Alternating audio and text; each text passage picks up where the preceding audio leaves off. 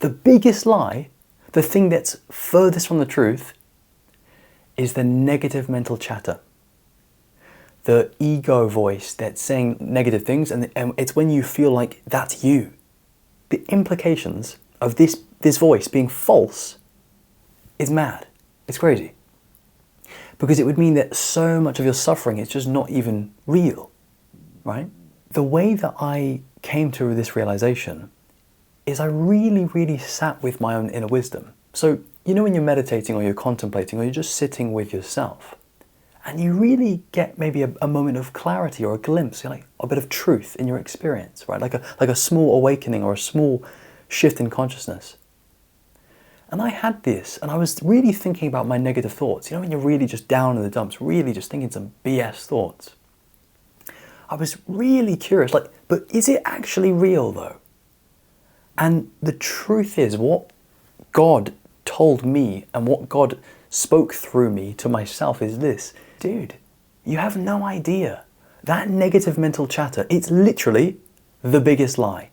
So if you think it's real, it's actually, you're the furthest from the truth. So any time that you think it's real, that you think it's really convincing, that you think it's you, you're actually not seeing things correctly. And this is the biggest relief, man. Oh, huge relief. Because it really feels like it's us.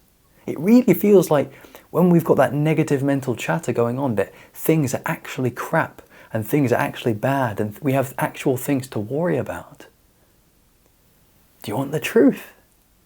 The truth that I've learned from my own inner wisdom and higher self is that this is actually a complete deception. It's a self-deception. We deceive ourselves by identifying with the ego mind when we're very unconscious. This negative mental chatter, it only really arises and it only really feels real when we are low consciousness, when we're, unconscious and just not really connected to God.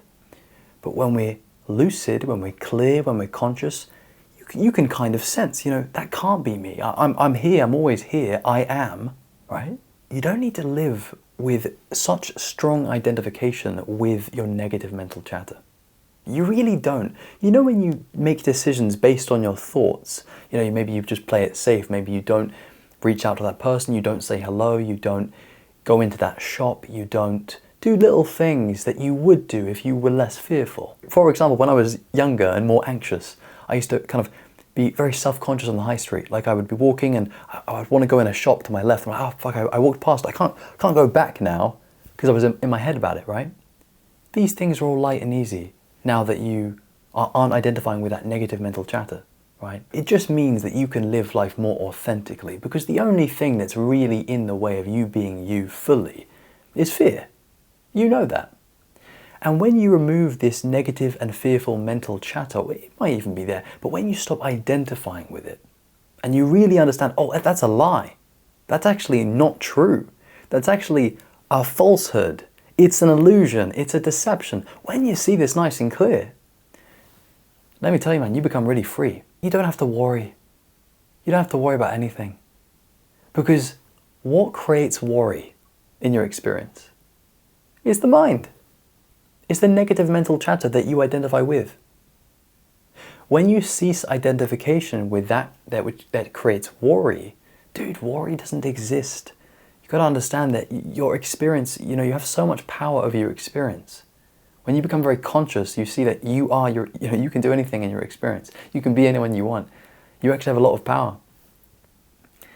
And with this power and with this understanding that, this mental chatter is just not you and it's just a huge lie, you just become more free. And again, if you're not sold on this, if you're not convinced, if it's not like clicking for you, get this. That negative mental chatter, it is there for a reason, right? So it's not the case that we're like denying it or, we're saying it's BS and we're calling out because it's not actually true. It's not actually you. But it is there for a reason, and the reason it's there is because your ego needs to survive. It wants to survive. If it didn't survive, you'd be awake, effectively. In order for your ego to survive, it needs to hold on to itself. It needs to protect itself and survive. And to do that, this running commentary of negative thoughts is a really good way to keep you in survival mode. When you really start to contemplate this and understand this, you have a lot more compassion for yourself. You see, oh, there's an ego there, it's trying to survive. I'm going to be more easygoing and not identify with this negative mental chatter because I see that's not me. There is a lot of freedom that you can have just by seeing through this. You know, we're going to talk about a lot of powerful, deep, profound things on this channel, like awakening and like enlightenment, like deep spiritual wisdom. But think about it, man. The masterful sage, the wise person, he gets the basics down. So he really understands that he's not his ego. He or she really gets that he is not that negative mental chatter. It's just not who they are. They are very conscious and they are able to see, man, I am that spaciousness and I am that awareness and I am that consciousness that is there. But that mental chatter that's negative, that's just, you know, just awful and not true, dude, that can't be me. I'm too aware of it. I can see it. I'm going to see right through it. How about that? If you have a greater level of attention for this and you're seeing, you know, actually my negative mental chatter, it's just not me. It's just not me. This is what you want to be leading yourself towards. You want to be having this experience every single day. Because, dude, everyone has it. I have it. We all have these negative thoughts, but with increased consciousness and with increased attention. This is going to be breaking down more and more and more. It's going to be deconstructed. It's going to be deconstructed with your conscious deconstruction. Because you're going to be too aware. You're going to start seeing right through this. You're going to start seeing right through your ego's deception and its tricks.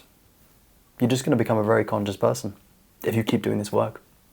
And that's the beauty of it. You're just going to become this very, very spiritually astute and sharp person who can see through their own mind, see past it, see beyond it, see into who they really are.